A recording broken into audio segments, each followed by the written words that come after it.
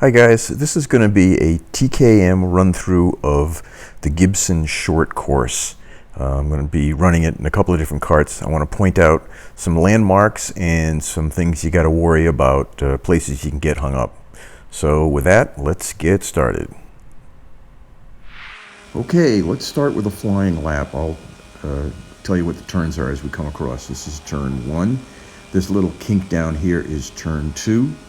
Turn 3 is coming up right here. It's a turn you can normally take flat out if you get it right.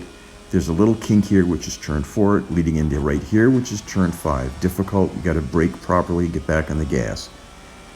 This kink is turn 6. There's a difficult turn here, turn 7. It's hard to get it timed out right. Turn 8. Turn 9 is going to be the turn back toward the start, stretch. And this is turn 10. So that's a quick look at Gibson. Let's talk about a couple of places you can get hung up here. Okay, the first thing you got to be aware of is this post on the right side at the start line is inside the fence. Yes, you can get hung up on it, and you'll go from 60 to 0 in about 3/4 of an inch. I'm going to run a little clip of me going past it, and you'll be able to use that to identify it. Just be careful. Stay away from it on the flying laps. Here's a quick look at a start section. There it is, right there. But what you really got to worry about is on a flying lap. If you get all the way over too far in order to hit turn 1, you will get hung up on it. Another dangerous spot we're coming up to right now is there's a guardrail that again is outside the barrier, and you can get hung up on this. It's very easy to get thrown wide on turn 1 when you're going fast. Make sure you stay away from it. You can get real close, but don't get there, or you will get hung up. Let's take a look at a start section here, and I'll show it what it looks like when you go by it. I happen to run this, and I'll show it to you later. This was run on the Monza, so the AI is a little faster than I am. So I'm wide here, right coming up there. That was it. That's what you got to worry about. Okay, what I've identified here is a landmark that I use to initiate the turn to turn 1 on flying laps. There's a place where the wall actually jogs out, and it will look like a black line as you approach it. Right in front of it are alternating Firebird and SK logos. I use the third Firebird logo as the place to initiate my turn. Let's take a look at that in some flying laps. I'm going to show you 3 flying laps. You'll see it looks like a dark line, and I pick a spot 3 in front of it. So that was basically the start of lap 2. Here comes the start of lap 3. You'll see what it looks like. It happens very fast, but once you get used to it, it will help. Picking up the spot and initiating the turn is really important because you want to get tight on the inside here so you can use all the track. Let's talk about some starts. Here's a perfect start. I'm in the Monaco, so I'm out accelerating my opponents so I can turn cleanly without any interference. That's the way you want to make that turn on the start. That will get you set up. You'll be quick going down, and you'll be lined up for that turn right there. Now here we are in the Monza. The Monza accelerates a lot slower, so I'm going to get squeezed out. You have a couple of choices. You can go inside or outside, but you have to make that decision very quickly. Now they're out accelerating me, however, I'm faster than they am, so my top speed is quicker.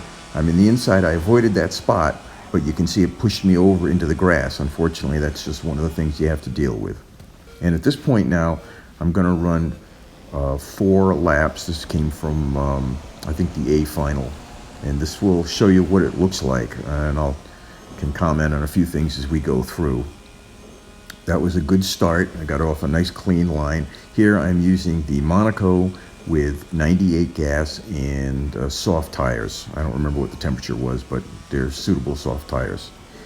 Difficult turn in right here. You've got to pick it up. You want to be that if you get on the outside of the grass to the left side, if you're on that grass, you didn't make that turn properly. You want to start earlier. Sometimes I call it using the force, because you're going to initiate your turn and allow the cart to slide to the outside so you don't hit the barrier. So it's something that takes a little getting used to. So here we are. We're on lap 2, the first flying lap. A flying lap at Gibson, if you do it well with good stuff, wants to be, 39s, in the 39s. You can get under, you can get into 38s, and the super carts, the super arrows can. So here comes that difficult turn.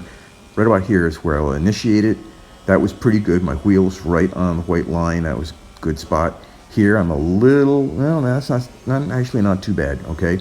Stay on the gas hard, turn early. You can take a fair amount of grass there. Just don't hit that pole. Here comes the turn in spot.